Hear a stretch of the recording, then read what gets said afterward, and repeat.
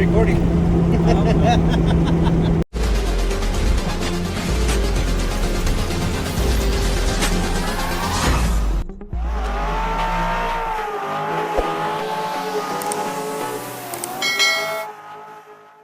All right, everyone, welcome back to the Motor Anatomy for a first time, I guess. I would say. Second time. Just admit it. It's the second time, guys. Today we have Jason. Jason, thank you so much for making the time for us again, Absolutely, man. guys. Tell us, what do you drive, man? This is my 1994 Honda Civic Si, and it is a project that I have been working on for almost 12 years. So 12 years. So OG in the game, over 30 years in the Honda game? Yeah. My first Honda was a 1992 Acura Integra RS, and I still own that car. It is my textbook. It's pretty much the vehicle that I learned everything I know about anything mechanical from. Wow, that's cool. We definitely have to come back for that car. You're welcome to come back. Because I know you also, by the way, the guy also owns an NSX, but I'm more interested in the Acura Integra. I'm more interested in these, Is this not old school enough for you? No, it's just, this is perfect. It's just, it's not your first car, No, yeah. It's not a supercar like an NSX, but anyways, I digress. It's fine. It's fine. So, before we start into this beautiful build, because this is one of a kind, obviously, what made you get into cars and hobbies? What did that start from? I grew up in a family with a dad that was awesome and was completely aware of the fact he was not the most mechanical guy. Okay. And we worked out of a little 2-drawer toolbox that he would immediately call friends and get help with. But it wasn't. I didn't grow up in a spot where somebody was showing me how to take things apart and put things back together. And if something broke, it was usually a phone call. And I didn't think there was anything wrong with that, but I definitely saw a sense of independence that was really attractive to me as a kid. And then when I finally got my Integra in '93, I was one of those guys that went from washing my own car, popping the hood, making sure that the oil levels were good and trying to understand everything that went along with that, to a place where I delved deeper and deeper and deeper into the car and wasn't afraid to attack most anything. And, that's cool. And that was something that I think partially was probably an effort to make my dad proud, because it was something that I watched him struggle with, and he was always so honest about that struggle that it pushed me as hard as it could to be a guy that wasn't afraid to have to walk to work on Monday. That's what it took. That's fun. Yeah, I'm good at breaking things apart. I just can't put them back together. So I relate to your dad. So Yep. So that's awesome that you actually took the initiative to say, hey, I'm gonna figure it out, and that's the way you do it. So then the Integra, were you in high school? I had just finished high school, literally. And so how did you stumble upon the Integra? Did you just look up any Hondas? It was a cool car to have in '93. Okay. So when I got my Integra, I remember specifically being influenced by a commercial that was run by Acura where they morphed the NSX into what was a GSR. And it was this cool bit of CGI that I think a lot of guys my age were probably heavily influenced and thought, wow, that's kind of like a cool way to make something applicable to a regular person. And I had friends that had Civics and that kind of thing, but the Integra was just a car that it looked different. There wasn't a lot of stuff that was available and cool in 1993. Ford had the Probe, and like the 5.0 Mustang was Vanilla Ice's. Like nobody was fascinated with domestic performance, and there wasn't a lot of options. Saturn was like what GM was pushing. Don't diss Saturn, man. Saturn. Somebody out there owns a Saturn. I'm sure they still own a Saturn. They should sell it. They should sell it. But there was not a lot of cool options. When Honda came in hard into the U.S. market with Acura and what was the EG chassis, the EF was strong, and I had a lot of friends that had EFs. Even before I understood really what they were. But Honda had this amazing opportunity with what else was popular, and this chassis, the DA chassis, they were, everything in that period. So speaking of this chassis, how do we stumble upon the EG? Because obviously as an Integra guy, many years passed by. What makes you say, let's start an EG build? So I had just finished helping a friend with his NSX build. My buddy Chad Costello, who was a heavy influence with me on this car, had just built his Mugen NSX that made a SEMA run and is still around and was a beautiful car. And I had just momentum. I was excited to help him with that car.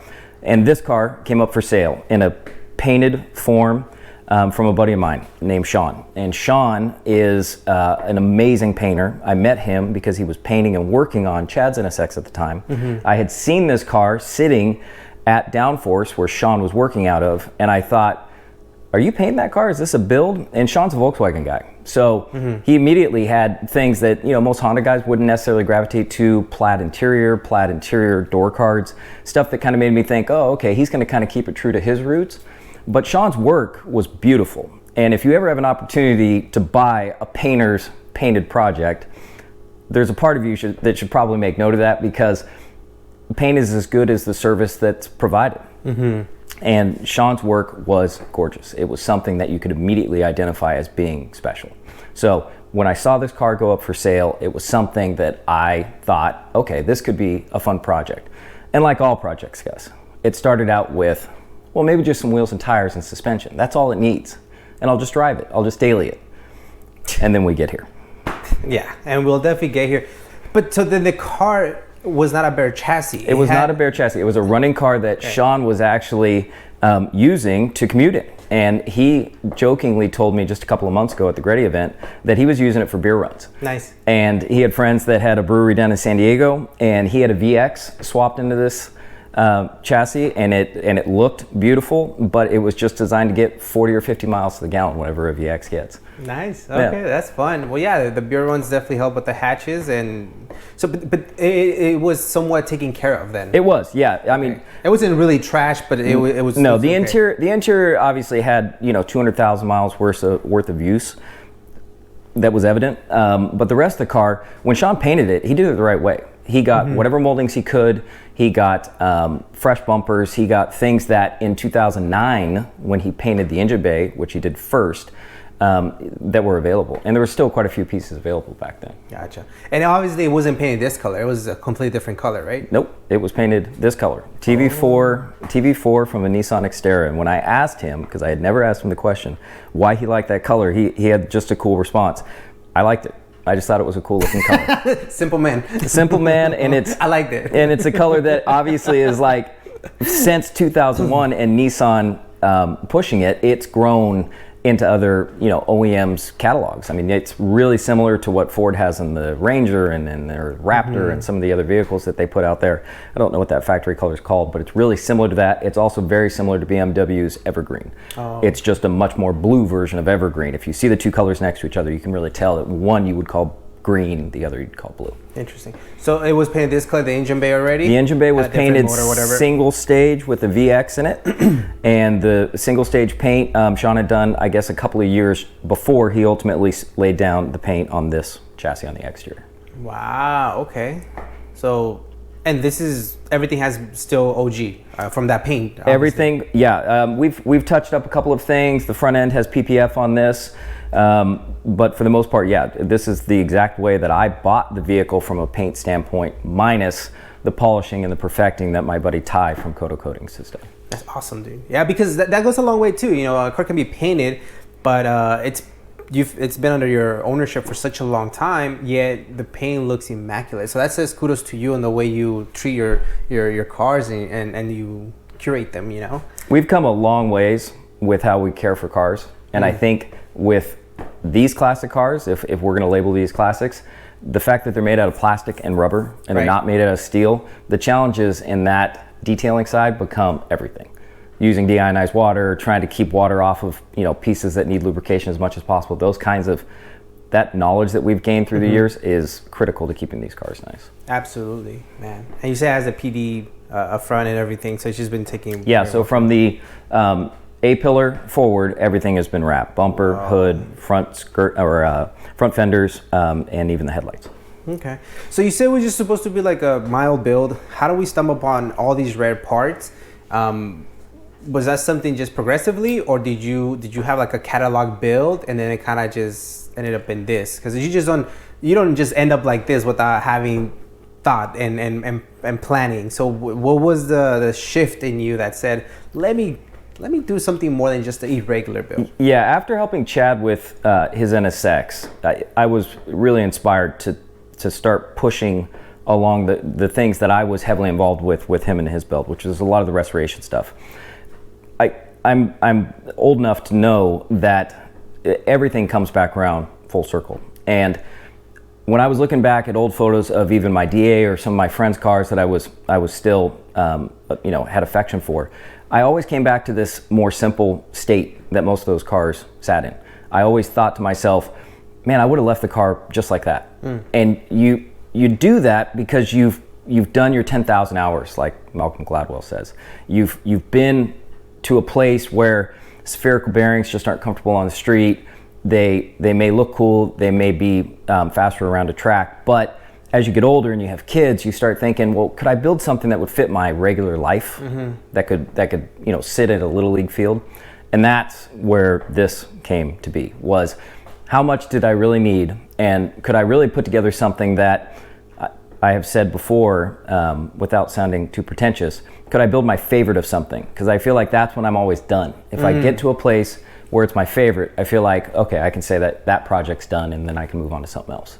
And that was the vision, was, what did that consist of? Right. And so in the process of building your favorite, did you find a hard time finding all these parts? Obviously it's harder now, but back then. Yeah, it was getting tough. So when I was using words like restoration and talking with friends and the peer group that I rely on for feedback, most of them were saying, well, how much of the pieces and parts could you get? And as I was talking about trying to do that, I was shocked how many things were available. But as the progress progressed and I was developing chains of communication with guys outside this country, so that was one thing, is I immediately realized that there was parts available, but it wasn't in the US, it was in Canada, it was in Puerto Rico, parts of South America that were sitting on EG parts through Honda's distribution that nobody would want there.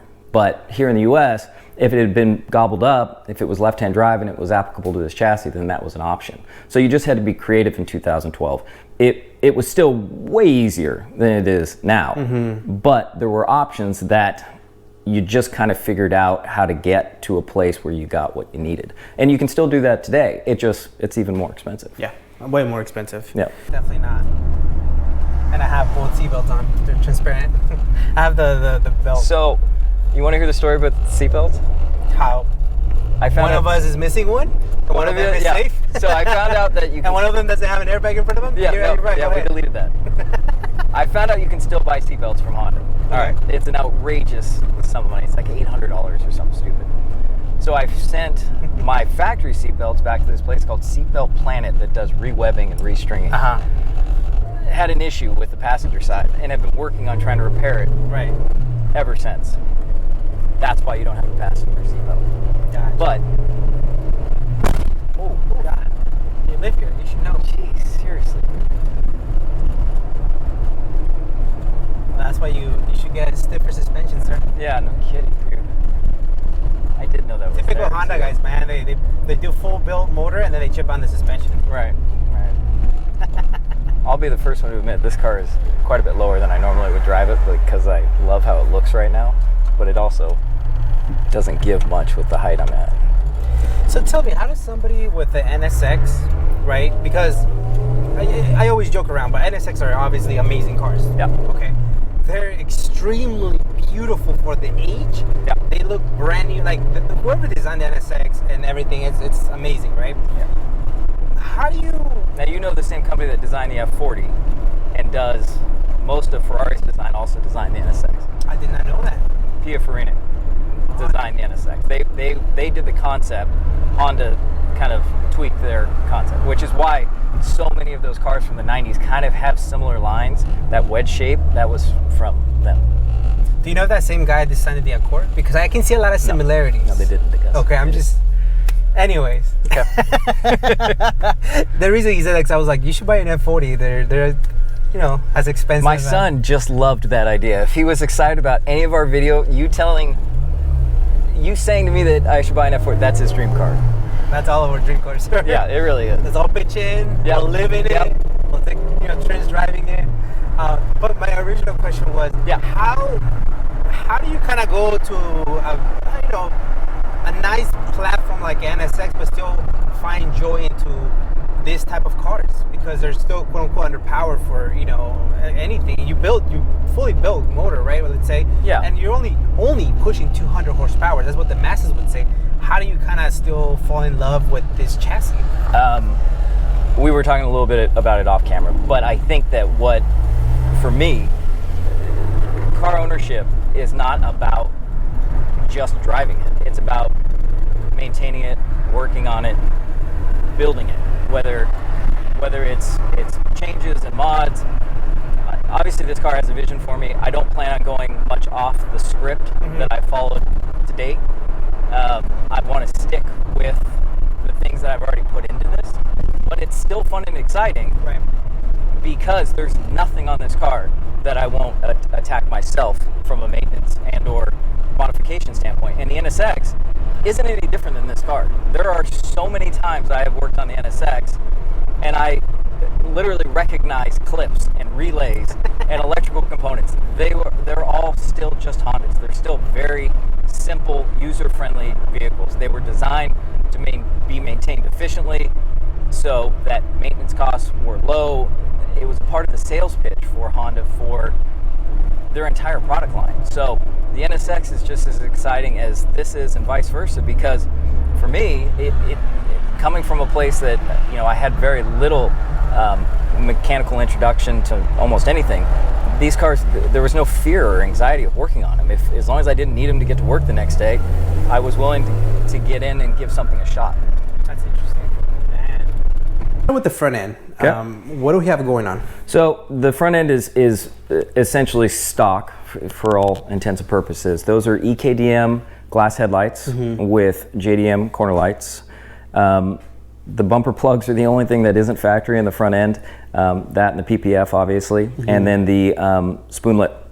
And the spoon lip is one of their newest generations of lips. The quality is unbelievable. The fit is flawless. You don't have to elongate any holes. It bolts right up. It's to me an exciting thing to think that Spoon, after all these years, is still making parts for this car, which is one of the reasons why I gravitated to a Spoon look for the car right now, because it's fun to have conversations with people on social media or in person, and to be able to turn them on to something that they can still pick up the phone and order. That's awesome. Yeah, that definitely, I 1000% agree. That's super rad that they're still doing that for this chassis. Man, this car's just gorgeous, man. I like how this was left black and the grill of the bumper. So yeah, I had to look. Not being an EG guy necessarily until I bought the car, I had to understand the differences because those kinds of things mattered to me. 92, 93, the front vents were unpainted like what's on my car, and although mine is a 94, I kind of threw away the 94 purist mindset. If it looked cool in 92, 93, then I wanted to keep it that way. Yeah. Sean did not paint the grills, so I left them this way. And I had no intents of painting them. I know that's something of a debate, the unpainted versus painted door handles, another one for EG guys. I think this is the way the car looks the best. I agree. I like the bottom lip, matches the side skirts. And I'm assuming I wouldn't be surprised that you have an OEM EG lip somewhere, right? Exactly. Because then that would be the other look. Right? Yeah. That's the other look that people just gravitate towards. But to me, the Spoon front lip is absolutely my favorite in the EGs. It does hang low. It is. It is not easy to live with. It looks so good. I'm willing to do that, man. Yeah. It's a lot of guys like to debate Spoon versus Mugen versus OEM versus whatever. I'm not a big believer in you have to go all one look, because if there's a better part that is made from someone and it aesthetically does it for you as an individual, just run that part. Doesn't matter that it doesn't work with the rest of the parts on the car by brand. What matters is whether or not it's just the best option in your opinion. But you get more likes on Instagram if you rock the same thing. Oh yeah, That's you what you gotta do it. Yeah. No wonder you don't get likes. Yeah, the hashtags work better that way too. That's funny. Okay, well let's make sure that we're very, very detailed about the outside of the car. No windshield wipers. No windshield wipers. We're in SoCal. We don't really need windshield wipers. Doesn't rain around here? No, it doesn't rain around here, and I don't drive this thing in the rain. Window visors. Window visors are OEM Honda Access. Those were available through ICB Matte. And just one of the coolest parts, I think, for this car. It adds just the right amount of girth to the front of the vehicle. If you get a long shot from the front, they're an essential part. Yeah. Mirrors? Spoon mirrors, that is the first generation carbon mirror. So those were from 2010, I think was the production date. I'm hearing that they're coming back into production. I don't work for Spoon. I just have friends that work at Spoon USA. Shout out Tommy, shout out Aaron. I like a disclaimer. I don't work there. But they are on their way back. So these folks that are trying to gouge on what they think is a discontinued part, don't buy into that. I think they're coming back. So everybody settle down for the. So they're not worth 10,000?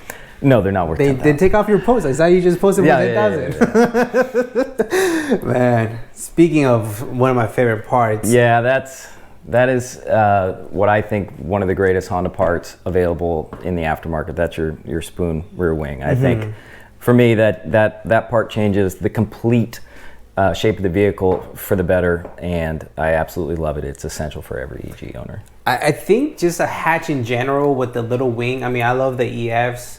With the nice long wing, wagons with a nice long wing, even vans. I just personally love a hatch with a nice wing, and this EG. I think we discussed in the previous time that the OEM one seems a little bit short. It does. It does. It's like, it's nice, but it's just a little short. This is, I think they nailed the length, the style. Obviously, carbon fiber just makes it look, and I'm assuming Spoon being Spoon is actually functional. It's not just for the looks of it. So. Yeah, it was one of those parts that I remember seeing my first Spoon wing on an EG, and we're talking like 95, probably 94, something like that, whenever the wing first went into production. And it was one of those parts that immediately caught my attention, and I started staring at the lines of an EG and looked at the car in a completely different fashion. That's a powerful part when you're talking about one bolt-on piece that can do that. You know what's interesting, that you're like restoration, and this is, most cars are a build, right? Like you actually went above and beyond to say, I'm gonna restore it and do OEM plus. So it looks like everything is new. Like for instance, the side skirts. Side skirts were a part. Yeah, the mud guards are new. Those are still available, and it's awesome that Honda still produces those parts. It kind of shocked me that they do. It must be a simple order for them. But yeah, the fact that you can still get those is awesome. I was able to get the side skirts new. It was one of the last sets that Honda had in 2012 when I was piecing together parts. The side moldings, which obviously it's an SI. It's not a CX, so it does have side moldings, and I wanted to do thin, so that was my best option there. But yes, those kinds of things, I've always been passionate about going backwards before you go forwards. I think that if you're going to put a ton of effort into something, whether you call it a restoration or a resto mod or just a build, to go and find as many of those new pieces as you can, it's one of the more rewarding parts of the process.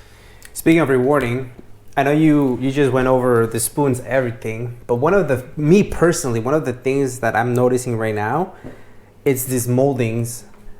Yeah. They're all replaced. Yeah. Every little molding is replaced, and that to me is what sets a build, I guess, apart from others, because it's stuff that no one's gonna notice, yet a very few niche people will notice, and those are like, wow, like these guys went above and beyond. Yeah, and I think that it's probably one of the biggest complaints about people who see cars in person versus pictures.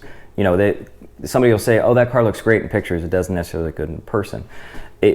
Because I only had so much exposure early on to cars in person, I never had that issue where you would see a car in person and be disappointed because I'd only seen it in pictures. So there was like a standard in my mind that a car had to be built to, and you started with in person. You didn't just take photos of it and think, well, does that pass? So going backwards for things like that, a lot of stuff Sean had done, and when he painted the car, he did it the right way. But if he hadn't, when I had finally committed to build it, I did what I could to chase down those things. And that's why you reach out to other countries, you reach out to other places to try to find where those things might be sitting around. Right. And speaking of details, like again, I noticed the weirdest things, which I don't know if it's a good thing or a bad thing. These windows, I mean, they're so clear. There's no way these are all original. Most of them are. Most of them are original. So is that through the polishing and all yeah, that? So, yeah. Oh, my buddy Ty at Koto Coatings is a genius. Mm-hmm. He is a passionate individual that has completely redesigned the way that we can detail cars. It's no longer based on packages. It's based on budget. So he just simply tells you, hey, how much do you want to spend and what degree of perfection are you looking to achieve? He basically calculates the number of hours for perfect, and if you can't afford perfect, then you can tier it down from there. But his mindset is, if you give me permission, I will chase perfection. And he gets, whoa, this is one of those cars, and it's because it's Sean's work, it's Ty's work, and it's really just my maintenance. I'm pretty confident in saying this car is about as close to 100% as you're going to get within a reasonable budget. Man, that's crazy. Yeah. His work is at a completely new level.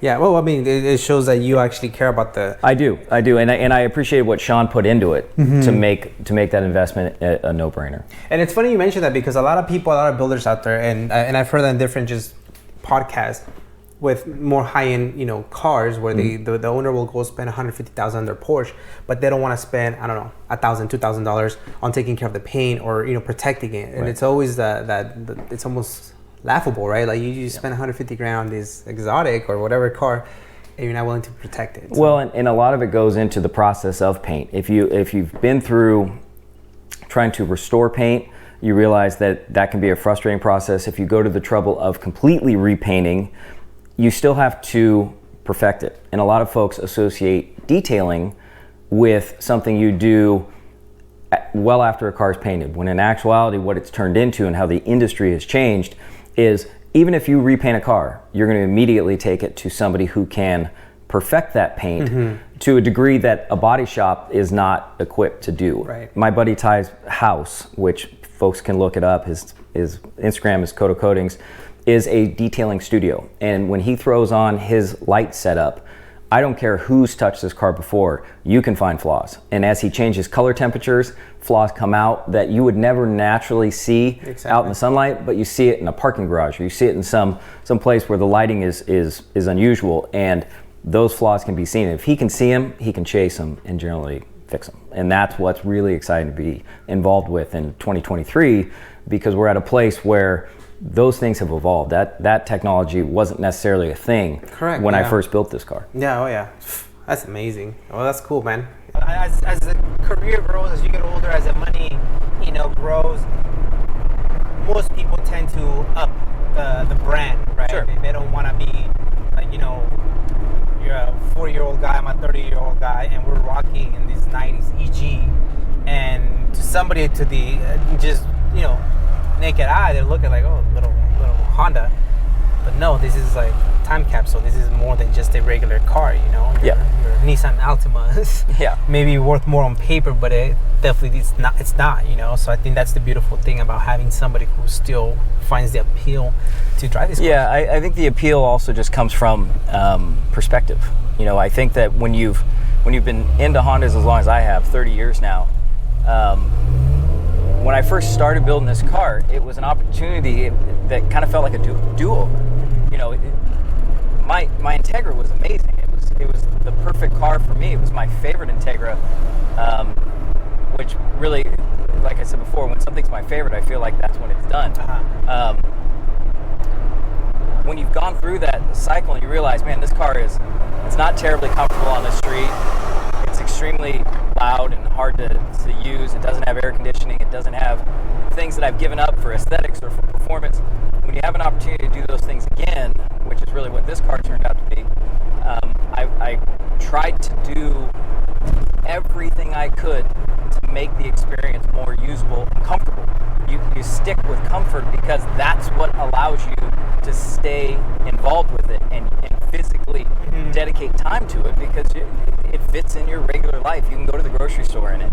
You can drive it to work. You can take it to your kids, games and sports and that kind of thing. You can put your kids in it, and it's not a burden to have to drive it. Absolutely. Gotcha. How about suspension pieces? What have you changed? So after I made the decision to build it, I put the car on jack stands and pulled absolutely everything that was stock Civic. So we're on a complete GSR suspension setup. So all arms were powder coated, new wheel bearings, new studs. They're ARP extended studs because I do run spacers with most of the Mugen wheels. The offset from Mugen is always pretty weak. So just from an aesthetic standpoint, I wanted the extended stud so I could run whatever size spacer up to about 20 millimeter that I wanted. In the front right now in this car, we're on 15 mil spacers. On the rear, we're on 10s. The rest of the suspension is mostly hard race. Hard race upper arms, hard race rear compensator arms, and then the rear is on ASR subframe brace, which is bolted to a welded and reinforced OEM Type R subframe. So when I pulled the car and put it on jack stands, I realized with 200,000 miles on this chassis, there were some things that had obviously suffered. One of them was the rear subframe, so I reinforced that and added the ASR with their rear control arms. Man. And the cool part is that, again, you did it all yourself. I did, yeah. Did it in this garage. Wow. That's amazing. Okay. Braking system. Have you upgraded anything? Yeah. So we're on spoon 4-piston calipers with ICB rotors, and in the rear, I am basically on stock GSRs with stock Type R pads. Goodrich brake lines, suspension. Oh, I did forget. The suspension is very simple. It's very comfortable for myself, for my son in the car, with my girlfriend. I just wanted it to be something that was compliant. So I do want to touch on the fact that it is just on Kona yellows with ground controls and a custom spring setup from Maybach in 550 front and 450 rear, helper springs and extended top hats in the rear. That's very soft. It is. It's actually.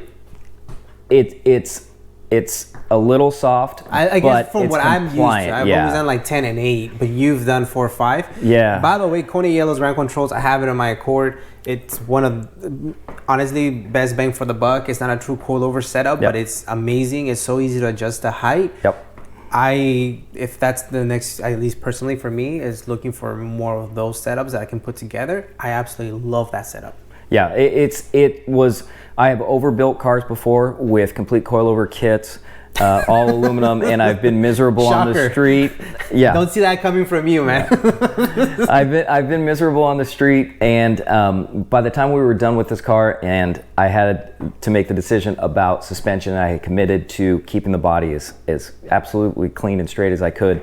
I didn't want to risk cracking seam welds or any of the things associated with super harsh suspension. So future plans are probably going to be a set of Öhlins. I'm kind of obsessed with the Öhlins quality. Well, how do you go back from simplicity and then you drop that? But with a custom spring setup. So I've talked to a couple of guys who have got Öhlins on EGs. Shout out Jason in Canada. I can't remember Jason's last name. Anyways, he's the one that's been pushing me for it. He sent me photos of his kit. It's beautiful, but I can't complain about what I've got. So what I have is beautiful. It works. It's simple, and there's just, the older I get, the more if I ever ask myself if it's simple and it works, that's everything I need.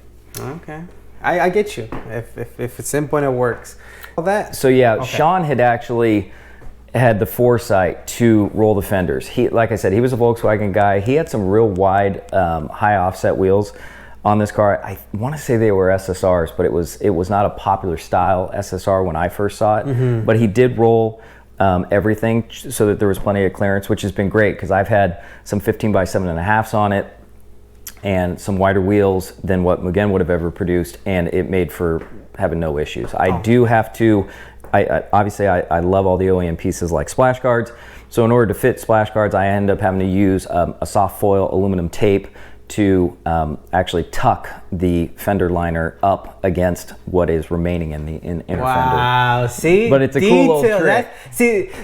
You're just talking about all these crazy spoon parts. That's a flex. I love that. The fact that I didn't know that, obviously you can't see that, but like you did that. Like that's so cool, man. It's a cool old trick. Cool old trick for guys that want to still run splash guards, but you've cut and made room. That's crazy, man. Well, if you fender roll, it's because you like wheels, and man, that's so cool that you're running on, just stock bottle caps. Yep. You made them look really good, man. Thanks, Gus. Appreciate that. What wheels are these? So these are NR10Rs, and they were a wheel that most of the Honda community passed on when they first came out because they were introduced in 91 or 92. They are, in hindsight, a really significant part for most Honda enthusiasts because they were the first real race part that was available for the community. And I say that there are obviously other things, but it was a set of wheels that had holes drilled in it for brake cooling. And there was actually, I guess, some part of the holes that, if I'm understanding the literature correctly, they thought it was more aerodynamic, which is kind of hard to believe. But it was... I believe him. Yeah, it was a two-piece wheel. The faces are cast, but it is a true two-piece, and they weigh about 13 pounds. This wheel, it was the most aggressive wheel you could get for back in the day. It was a 15 6.5 with a 45 offset.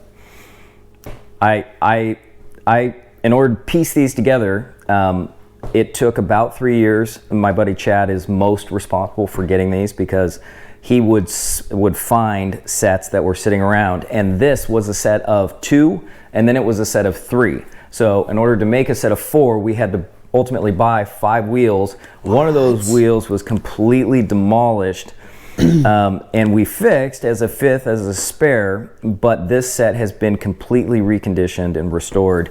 They have a clear anodize applied to them, which is why if you ever see this set next to an all original set, you'll see a slight difference in tone and color. That comes from the protective anodize that we had applied to it. What? The stickers are a reproduction. Mugen made replacement stickers for like a couple of years. I've seen a couple sets out there, but those were all long gone. So we did make those decals, and then I used Volk valve stems just because it was a better part than what Mugen was offering with these wheels way back in the day. So you had to use 5 wheels to create 4. Yeah, we had to, and it's why you never see these wheels go up for sale. The folks that there's a small community of people that own these wheels. I think there's probably less than 10 or 15 sets in the United States. There might be a few more with people that they're not public, but the few sets I know of, it's a small community. But if you understand the heritage of when this wheel was introduced and why it was overlooked, and then why people are so obsessed with it now, it's really something that helped to cement the Honda community to be, real enthusiasts as opposed to just pretenders with, econo boxes. Hey, are you? Well, it's very comfortable how low it sits. I really like the suspension height that it has right now. It complements the car perfectly. I know for you, and trying to dodge the traffic, the potholes and things like that, it's not fun at times. No, it's not. But the car looks so proper, and I'm one of those people that if you're not driving this car every day, I'm willing to sacrifice those moments just to have the car look a certain way, because when you see a rolling shot of your car or just parked, you're like, man, you can never see it when you're driving it. Right. You appreciate it more, Yeah, absolutely. Yeah, it's at a height right now that I normally wouldn't drive it a ton at, but I fully admit that it's for aesthetic reasons. I'm gonna probably raise it. I don't know. I usually describe ride height in fingers, so a finger or 2, so that I get a little more travel out of the suspension. But it looks awesome, and I think that's where, having been at 2 different shows and a couple of different events, it's one of those things I've been willing to sacrifice. You'll be losing Instagram likes though, and that's fine. It's okay, guys.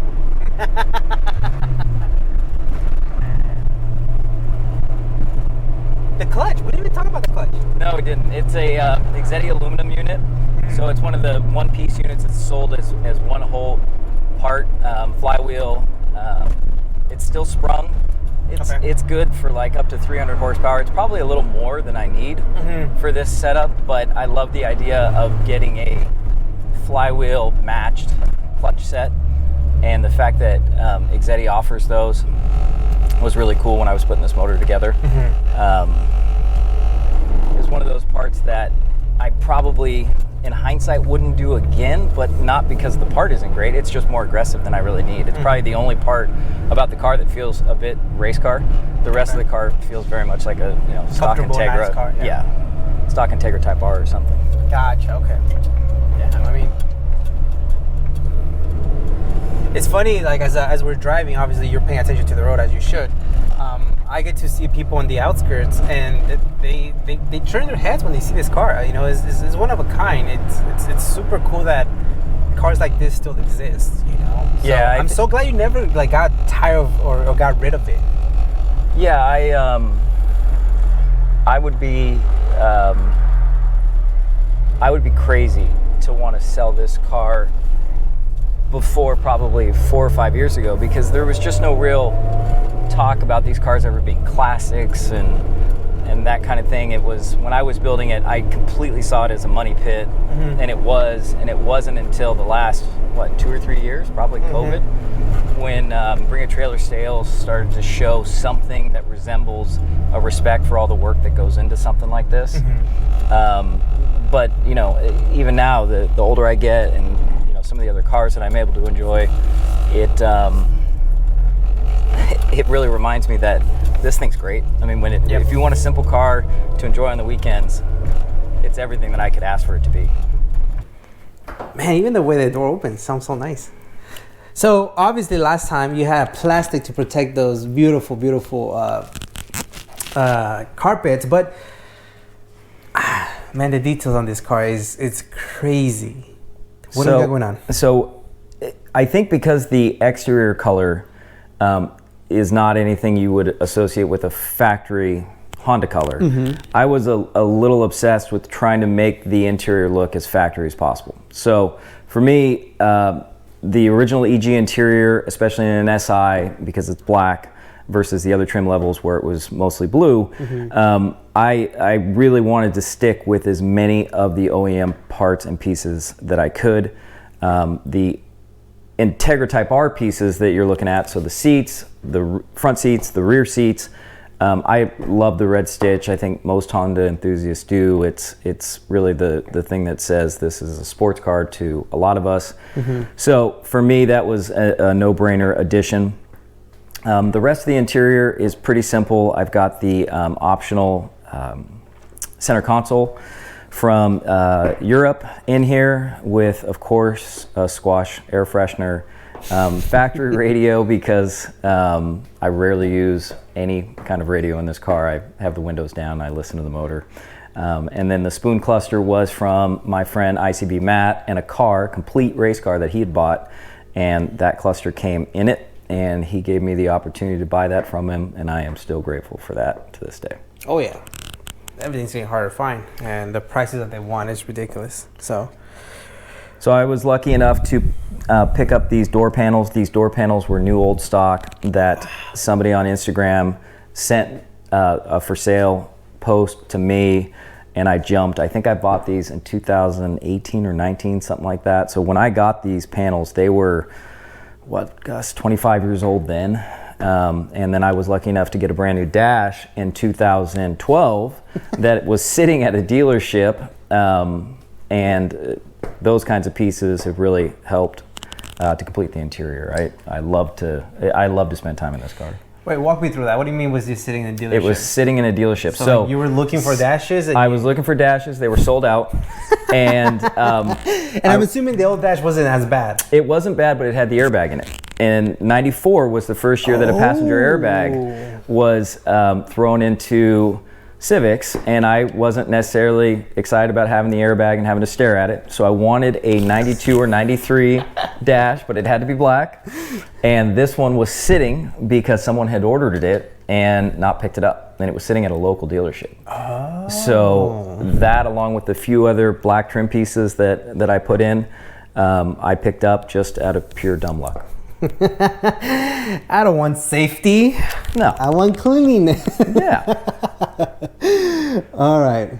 Future plans. If you say to put an airbag, I'm just gonna walk out. Yeah, What are the future plans for the car, man? For the interior, for the rest of what's going on in there, probably nothing. It's pretty well suited the way it is. Yes. I like to obviously play with shift knobs and steering wheels and that kind of thing, but it's super comfortable. I can drive it anywhere. My son fits in it, who is a monster in comparison to me in size. So that was really the big essentials I had to account for. That's cool, man. Well, let's talk about the power plant, if you don't mind. Okay. Let's check it out. I mean, all these race car stuff, like the spool wheel and all that for the VH, right? Oh, yeah. Is that what it is? VX. Sorry. See, I don't know Honda, so. All right, let me cross over you. Dun, dun, dun.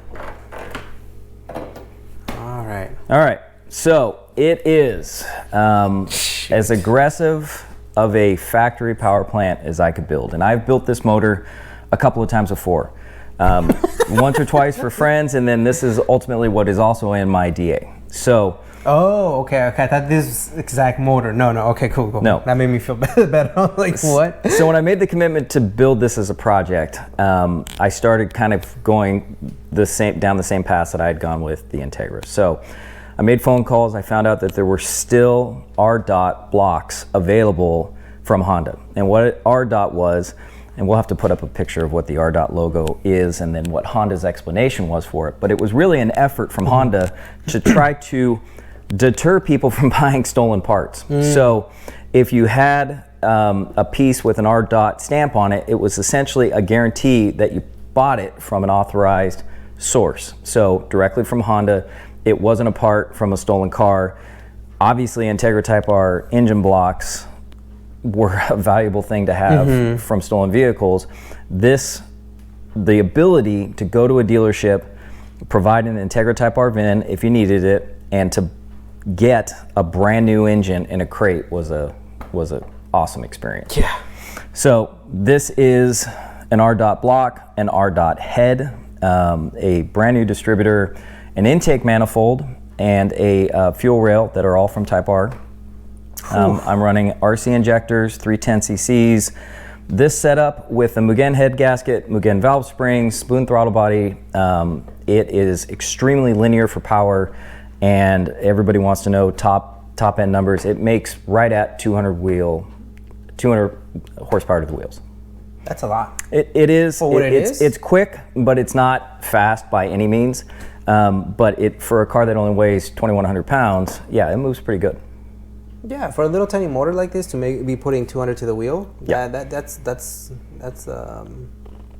definitely something that needs to be celebrated, because not only is it going to put that much power, high revving, you know that you're getting quality out of it. These motors won't break as easily. Yeah, it was a cool thing too back in the day when you bought the engine. You were getting a 2-year warranty.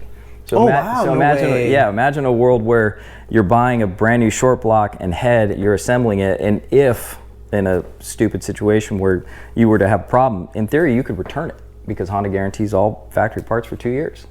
So that was something of a cool peace of mind, and it's why I went to the expense of buying everything that I could direct from Honda. Man, there's so many questions. Transmission is a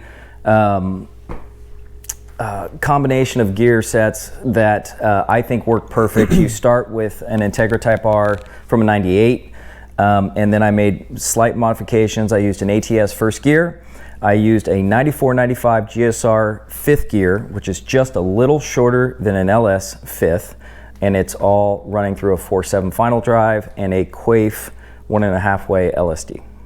I've got drive shaft, shop, stage 0 axles in it, and it's probably my favorite part in the car. It's the thing I would not give up. It feels, whether you're just cruising on the freeway or you're running through the gears, it feels perfect. It was very peppy and yeah. Man.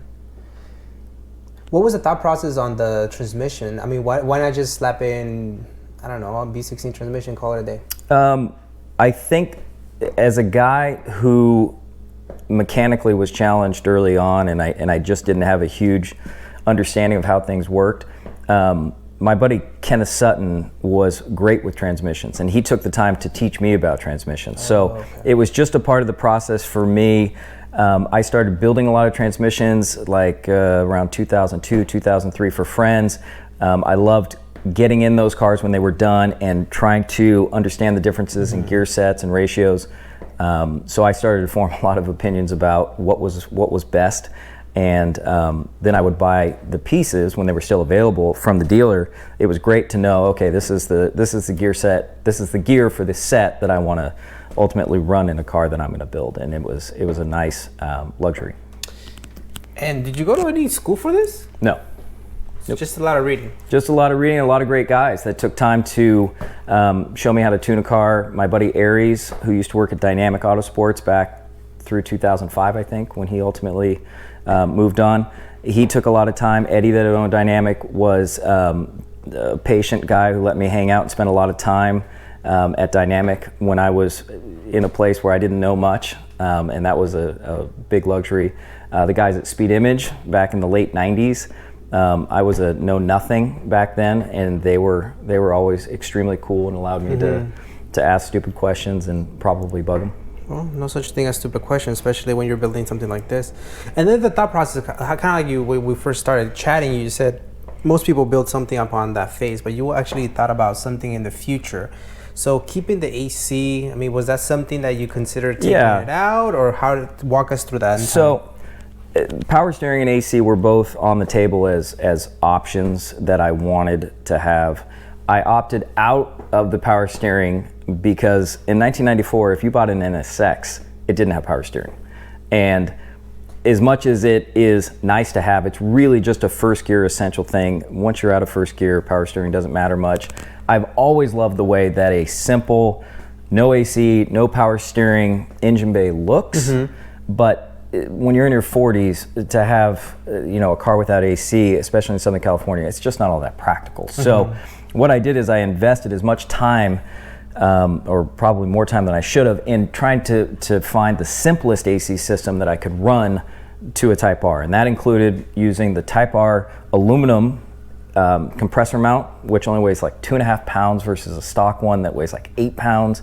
Then I went through the trouble of understanding which compressor it would fit to, because the hole pattern is a little different. So I basically put together the lightest weight AC system that if I really worked hard, I thought I could make it look clean enough that it wasn't distracting and taken away from the rest of the bay. Wow. That's awesome. There's so many details, man. I mean, I know I'm forgetting so many different things. Yeah. So the motor, the things we skipped over, the motor has, it's essentially a 11-to-1 compression engine that runs on pump gas, and it runs really, really well. It's got a Mugen oil pan, baffled oil pan, Mugen thermostat, Mugen thermoswitch. We run a coil rad to it that has been hard anodized.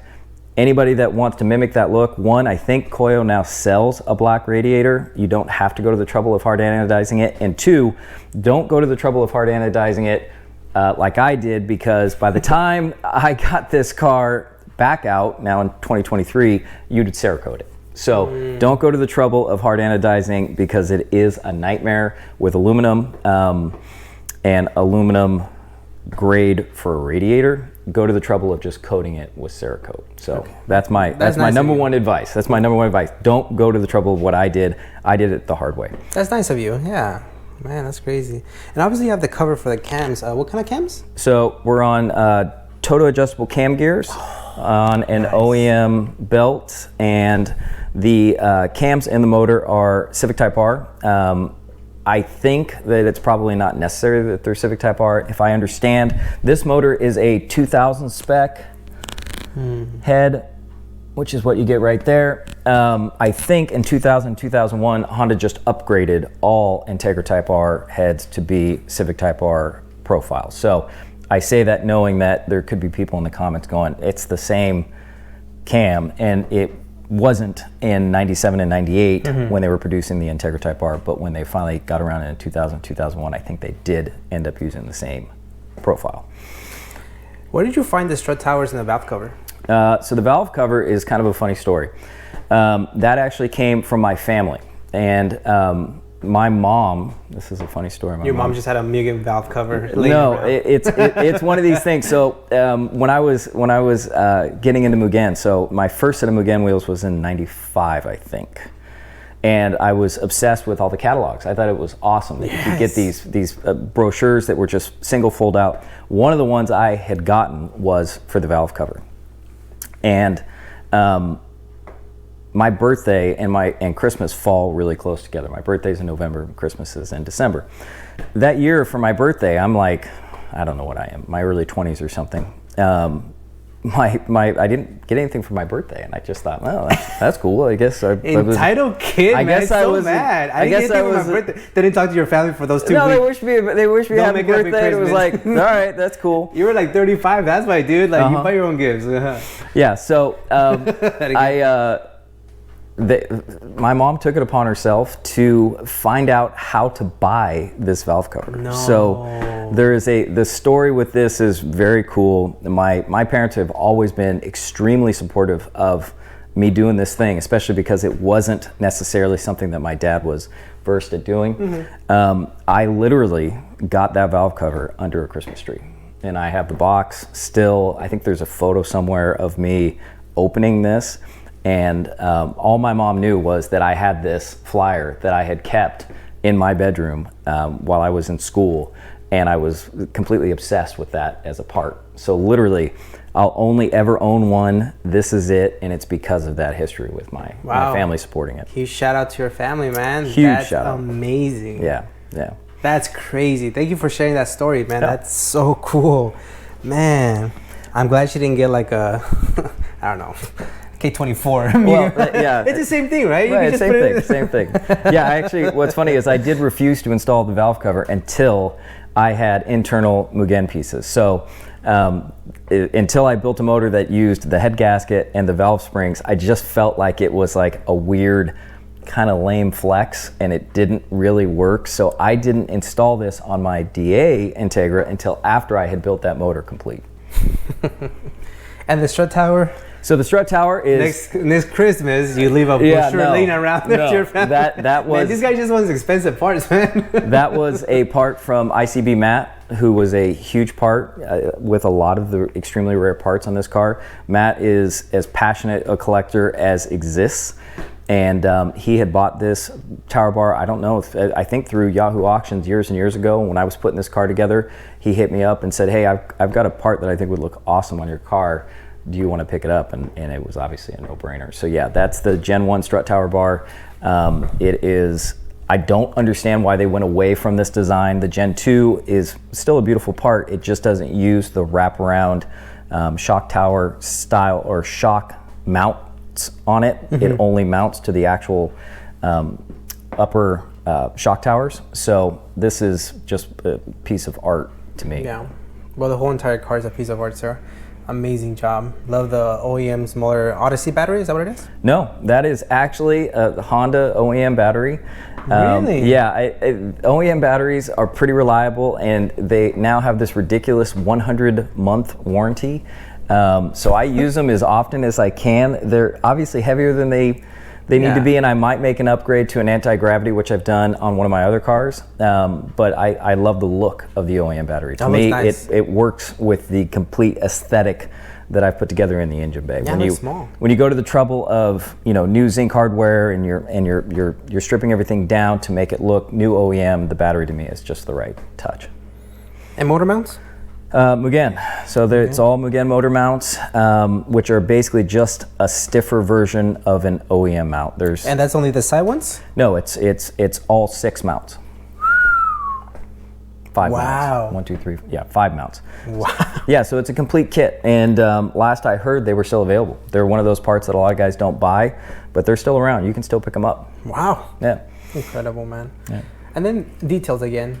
So that's the underhood insulator. It's got an SR3 part number on it, which if you know anything, if you're a Honda guy, you know that is for the EG chassis, but it works on DC2s and it works on EKs. So that is a part that just kind of came out of nowhere that people found, and I just picked that up recently. Wow, that's great. It just adds to the whole feel of it, all the little plastic pieces. It just makes it look so Nice. And then lastly, wiring. I'm assuming this is not a plug and play. You can't just find an ECU. What do we use for that? So we're on Honda S300, and the engine harness, wire harness, is actually a factory Type R engine harness. If you come around here, Gus, you can see there's still, I left one of the labels on. If you shoot down in there, you can see a label with a P73 part number, and if you're a Honda guy, you know that a P73 is everything that's Type R specific. I took this wire harness to Ryan at Rywire. He converted an OBD2 Integra Type R harness to plug into the rest of the chassis harness, which is obviously all OBD1. He did some repinning. We removed a couple of clips that we didn't need for an OBD1 setup. That is a OBD2 distributor, but it has all been repinned and reconfigured to run off of an OBD2 Integra Type R harness. So everything has restraint points and clips for attaching to an Integra Type R motor. So no, it wasn't plug and play. It was not plug and play, but Ryan did some magic and helped me understand that it was an option to essentially take a complete Integra Type R engine swap and throw it in this car and have it communicate with zero issues, which is... That's amazing, man. And it's been running for so many years now, so it's and it runs cool. Yeah, and it runs well when I don't miss shift into third gear. Nobody ever saw that. Nobody saw that. So, exhaust system. Exhaust is a Mugen Gincana, I think is how you say it. A lot of people say Gymkhana. I don't think that's right. I think it's Gin. But it's the Mugen 4.2-to-1 header to a 50 state legal cat from Magnaflow, and then an Integra B-pipe. So this gets a little confusing, and it's probably the one thing that you lost me already. that I have to explain to people. It has a Mugen twin loop exhaust. So that exhaust is just an axle back. Mugen, to my knowledge, never offered a complete EG twin loop exhaust system. But you can use an Integra B pipe, so the center section, made it to an appropriate length cat, and then bolt an EK/EG Mugen twin loop to the back of an EG, and everything works in a line. So on my car, the 4.2-to-1 Mugen header to a cat to an Integra Type R B pipe, which I was lucky enough to buy new from the dealer, and then a EG/EK rear axle back Mugen twin loop. I regret asking you about the exhaust. Okay, sorry. Keep going. I mean, I was waiting for like an Accord. No. Use gaskets from an Accord. Nothing. Not that you bad. utilize everything, except that. Yeah. The best of the best. Okay. Anyways. One thing I did forget. So when we were talking about brakes, and I always forget this, I am on a 1-inch Integra Type R master cylinder. One of the things that took me way too long was trying to find a way to utilize factory hard brake lines and rebend them so that I could plug them in to a 1-inch Integra Type R master cylinder. That was something that I'm still proud of, because it took me weeks and probably 5 or 6 OEM brake lines to get right. I kept crimping the lines. Then when I'd finally get the bend right, I would cut the end of the line and reflare it, and the flare would leak. It was a challenge. Shout out to my buddy Kevin, who helped me. He spent a lot of time in here. He was great with working with metal and helping me to understand how to make a good flare. That was something that to this day I wince at how much trouble it was to get to work right. Wow. Yeah. Details that that's amazing. I know, I forget about it all the time, but I get that question all the time, like, hey, is that a 1-inch master cylinder? Why does that look like a factory brake line? It is a factory brake line. I just shaped it so that it looks like it's always been in there from Honda. 300 lines were, Yeah, there was a lot of sacrifice lines through that process. This guy took 6 wheels to make 4. What do you think he's going to do with the brake lines? Do you think the brake lines are going to stop this guy?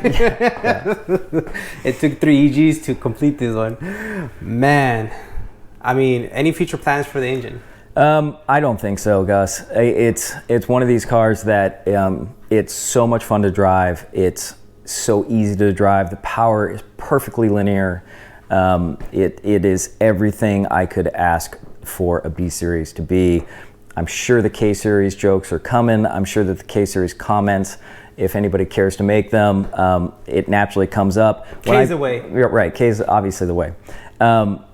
When I built this car, it was significantly cheaper to go B than it was K in 2012. Now that obviously those things have changed. Split, yeah. I respect guys who do Ks. I think that you can make Ks look right in EGs and EKs. I'm even tempted someday to do a K in an EK or a later Civic chassis. But for me, with this car, this is just everything that I could ask for it to be. I think eventually I will, if you look over here, Gus, I did install a soft clutch line in here, and the whole reason I did the soft clutch line was to ultimately upgrade to a Mugen intake. I do have one that I will ultimately install, and I needed that additional space and that intake pocket, or that air pocket that Honda designed. So I may get around to doing that someday, but ultimately this thing's everything I could ask for it to be. If you can't afford K, just say, like, don't come up with all these excuses, bro. Like, just say I can't afford K. Yeah, I can't. Yeah, okay, fair enough. Man, legendary. That's all. Legendary. Amazing job, Jason. Seriously, this is crazy. Keep as is. Don't change. It's done. It's perfect, man. Seriously. Thanks, guys. I appreciate it. It's been a absolute labor of love. It's something that obviously grew into. When I first negotiated with Sean to buy this car, I think I told him I was just going to use it to commute in, and that was my intent. The closer I looked at the work he sold me, and his paint, the more it inspired me to do more and more and more, and before you know it, I had this thing at a place that was deeper than any project I had ever done before. And a lot of my buddies, my buddy Dave Cheek, we'll put up a picture of his car because people can see the car. We'll see the car. What do you mean we're adding pictures of it? Oh, we're adding pictures. Bro, you're not even the one editing. Oh yeah, no, I'm not editing. You are. We're gonna make you earn this. Oh, we're gonna put the picture of the R dot and make a note. What? Yeah. Oh yeah, we're gonna do that. We're gonna educate. Come here, guys. Here, look. Here, Gus. You know what that green stamp is? See that green paint right there? I don't know. I don't know how to change that tire. You think I'm gonna know what? You see that green paint? See that orange stamp, Gus? Come on. What does that mean? Come on, man. These are important things. These are important things if we're gonna go to the trouble. You know how to use a Sharpie? No. Yeah, I know how to use a Sharpie. Like what? I don't understand. I mean, I don't see what's so special about this car, man. These series. I mean, you should have gone with the B20, bro. Yeah, it's all the same. Jason, thank you so much for the opportunity, man. This has been really, really fun. Second time. It's cool because I got to listen to different stories and learn more about the car, and you shared more stuff that I didn't know this time with the wheels. I mean, so there's so many different, I'm sure there's so many stories, that you're still forgetting, but that's what happens when you own something for so many years. It is. Let me tell you this, and I wholeheartedly mean this. People like you are the ones that we definitely appreciate in the Honda community, in cars in general, but specifically in Honda, because as we were talking off camera, not many people or almost anybody is going to go to the depth into what you have done to truly not only rebuild but modernize and do OEM plus on this build. Thank you for just making the time for us, and thank you for sharing your experience with this beautiful build and just with the Honda community in general, man. Absolutely, guys. I appreciate the platform you are building and trying to get a real street level view of people and their builds. I think that I questioned, I'm a relatively private person, and I find that the older I get, the more I complain about things that aren't, and I realize that if I'm going to stay private and complain about things that aren't, then I'm really just shooting myself in the foot. It's not the way you can go through life. So I want to see more of these cars built. I would love to see somebody take the effort I've put and inspired into other people and push it even further.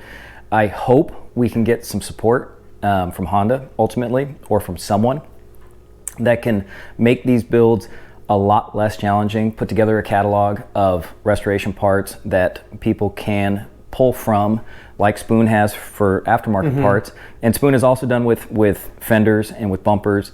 The fact that market is starting to come to be, and with the hype associated with the Built by Legend Civic, those kinds of things are all really exciting to me. But I put myself out there. I agreed to do this with you because I don't want to be one of those people that complains about what isn't and then not be willing to put out there what is. And I appreciate that compliment from you. No, seriously, man. Yeah, and yes, I'm dead honest. Invite us back for the Integra when you have time. We will. We definitely want to have that story. Ty and I will be working on that in 2024. He's in the process of about ready to have a baby girl, and once he gets done being a new parent again, the Integra will be occupying this space, and we'll be putting it back together to its hopefully former glory. Love it, man. Any shout-outs? Family, absolutely. My girlfriend, who makes it possible for me to spend as much time as I have recently out here in the garage. She and her kids are amazing supporters. I couldn't thank her enough, so thanks, Judes.